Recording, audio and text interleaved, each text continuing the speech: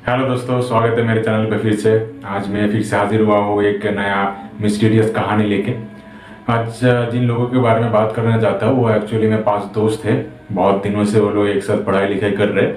अगर कहीं पे घूमने जाना है तो सब लोग एक साथ ही जाते हैं। संदीप, रोहित, रोनी, महेश और श्रेयस, ये 5 दोस्त हैं। ये लोग काफ़ी बार छुट्टियों में घूमने जा चुका है और हर एक छुट्टी में ये लोग अलग अलग नया जगह पे जाते हैं घूमने के लिए।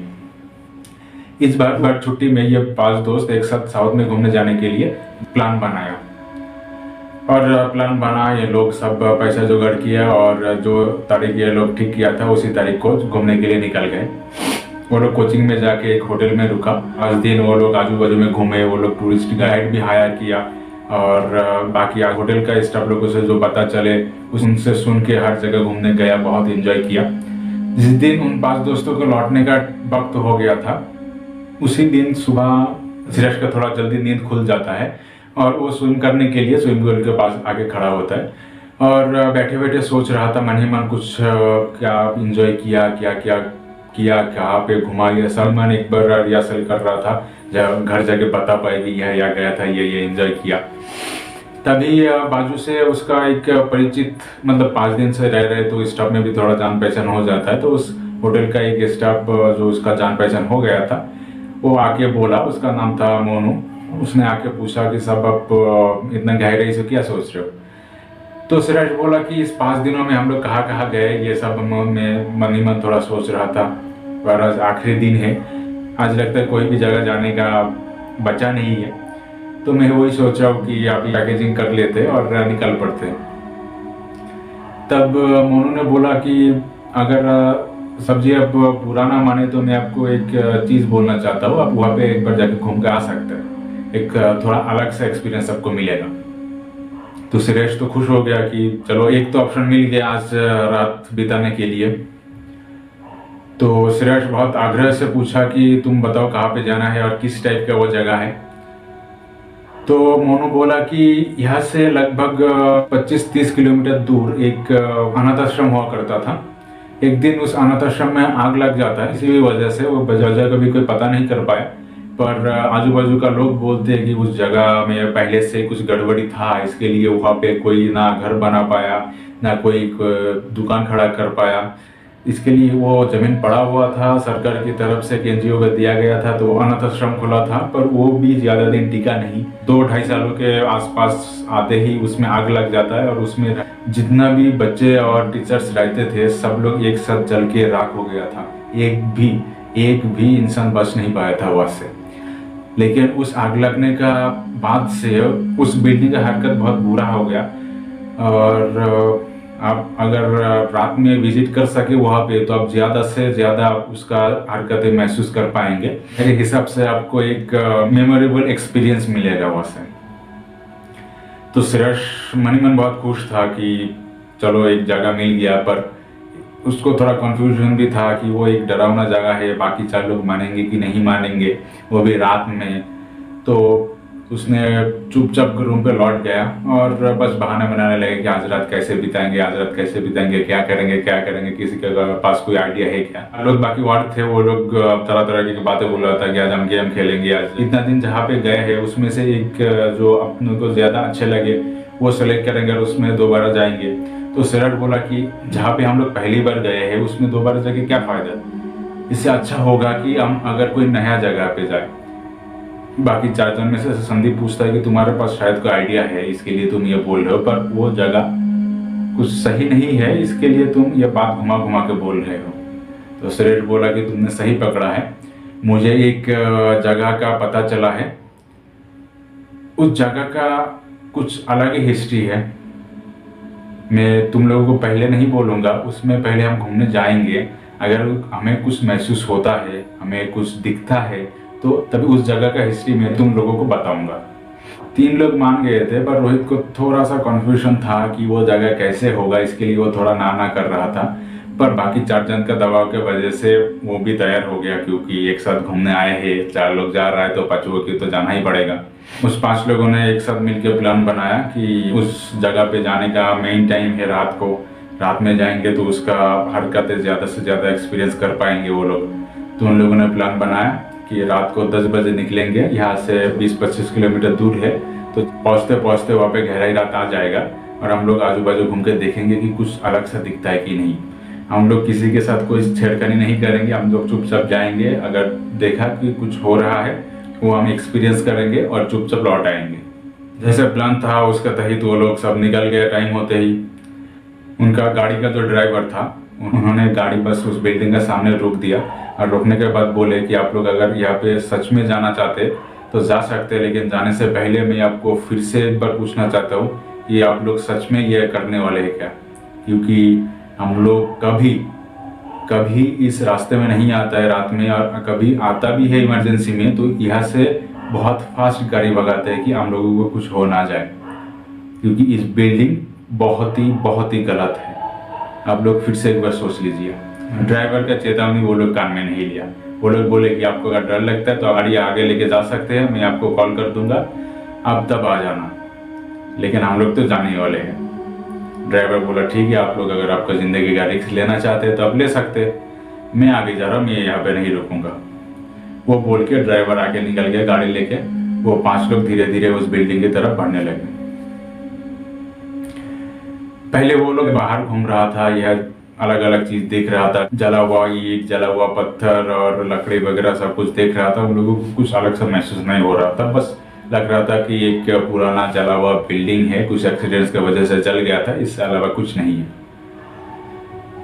तभी सिराज बोला कि हमें लगता है कि हमें अंदर जाके देखना चाहिए, क्योंकि इतना रात को इतना दूर आए हैं तो कुछ अगर एक्सपीरियंस करके नहीं जाएंगे तो इस रात ही एकदम वेस्ट जाएगा। तो बाकी 4 लोग भी बोले चलो, पर एक साथ रहेंगे और जो होंगे सब एक साथ ही देखेंगे, कोई अलग नहीं होंगे हम लोग। तो लोग पहले से बहुत दोस्त अच्छा था, इसके लिए सब एक साथ अंदर गए और अंदर भी देखा कि जो एक हॉस्टल में रहता है वो अगर जल जाता है तो जो हालात में बिस्तर वगैरह पड़ा रहता है वैसी हालत में पड़ा हुआ है। ऐसा लगता है कि ये बिल्डिंग चलने के बाद यहाँ पे कोई आया ही नहीं, इसी तरह से पड़ा हुआ है। फिर वहाँ पे भी कुछ उनको देखने को नहीं मिला। तब सिराज बोले कि हमें शायद अभी लगता है ऊपर जाके भी देखना पड़ेगा, क्योंकि वो 2 माले का था। तो पहले वो लोग अंदर गए, नीचे माले देखा, उसमें नहीं मिला, तो सिराज ने सजेस्ट किया कि चलो हम लोग ऊपर जाके देखते, अगर कुछ नहीं मिलेंगे तो हमें निराश होकर लौटना पड़ेगा। तो लोग ऊपर गए। ऊपर जाने के बाद संदीप बोल रहा था कि मुझे यहाँ पे कुछ अजीब सा महसूस हो रहा है। इसके बाद में सहमत किया सिराज ने कि मुझे भी कुछ महसूस हो रहा है। बाकी लोग बोल रहे हैं कि हमें कुछ महसूस नहीं हो रहा है, तुम्हें किस बात का महसूस हो रहा है, यहाँ पे तो कोई नहीं है, तुम चाहते हो तो टॉर्च मार के देख सकते हो, आजू बाजू में कुछ है ही नहीं है, क्योंकि उसमें थोड़ा ज़्यादा अंधेरा था, इसके लिए टॉर्च के अलावा उतना ज़्यादा नहीं दिखाई दे रहा था। बाद में संदीप ने टॉर्च निकाला, आजू बाजू देखा, कुछ नहीं है। देखा कि एक कमरा है जिसमें एक ब्लैक बोर्ड लगा हुआ है, और उसमें से ब्लैक बोर्ड में जब चौक घिसते हैं ना, जो आवाज़ आता है वैसे आवाज़ आ रहा है।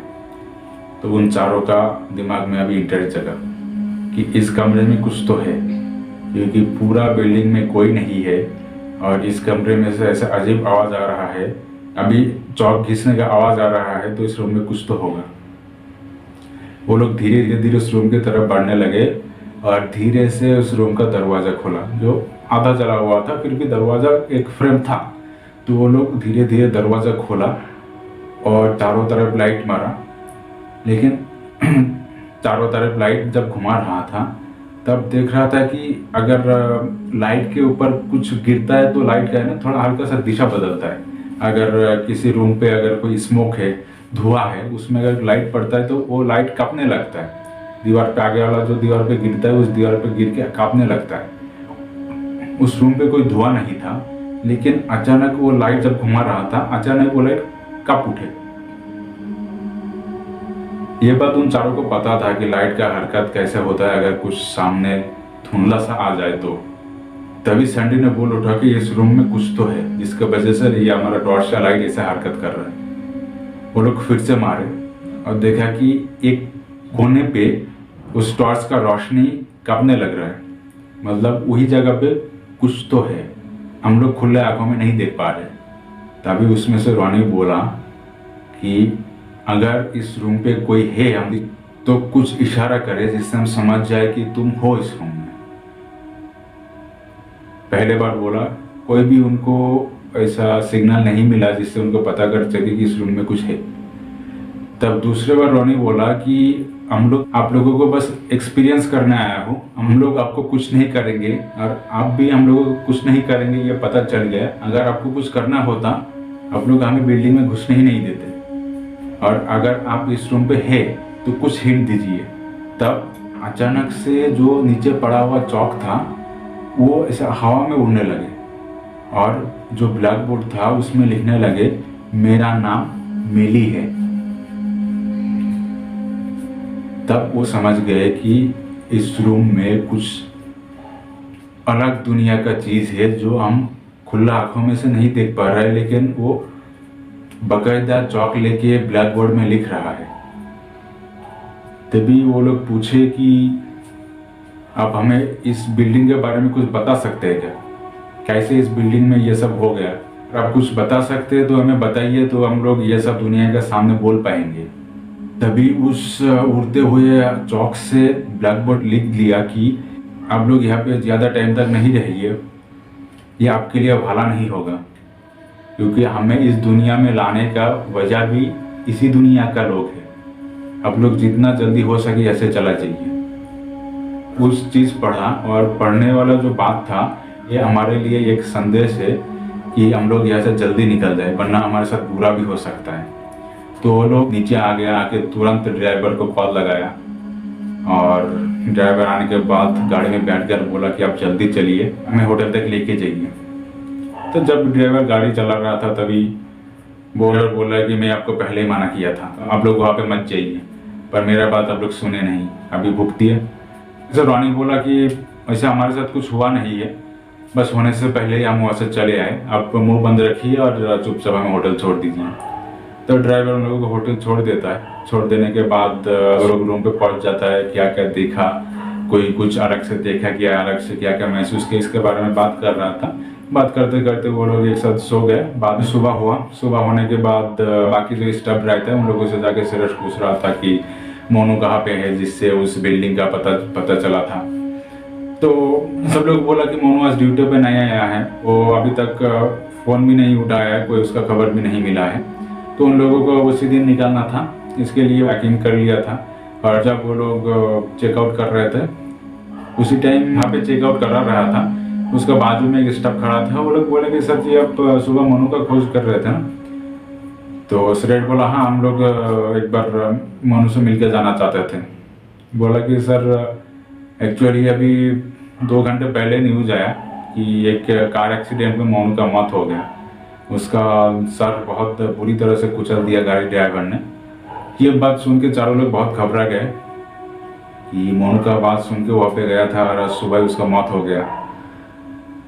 इसमें शायद कोई कनेक्शन हो भी सकता है। लोगों को यहाँ पे और इंतजार नहीं करना चाहिए, जितना जल्दी हो सके हम लोग इस जगह से निकल जाए। जल्दीबाजी में वहाँ से निकल गए और अपने घर लौटने के बाद उसके बारे में वो लोग बहुत विचार किए, पर उनका कोई कूल नहीं मिला, क्योंकि उसका अगर कोई दिशा ढूंढना है तो उस जला हुआ बिल्डिंग पे जाके उन लोगों को रिसर्च करना पड़ेगा। पर वो लोग कोई ऐसी डेंजर जगह पे फिर से जाके अपना जान का जोखिम डाले। तो आज इतना था कि अगर मेरा कहानी आपको अच्छा लगता है तो मेरे साथ ही बने रहिए। लौटेंगे एक नया कहानी के साथ, तब तक के लिए धन्यवाद।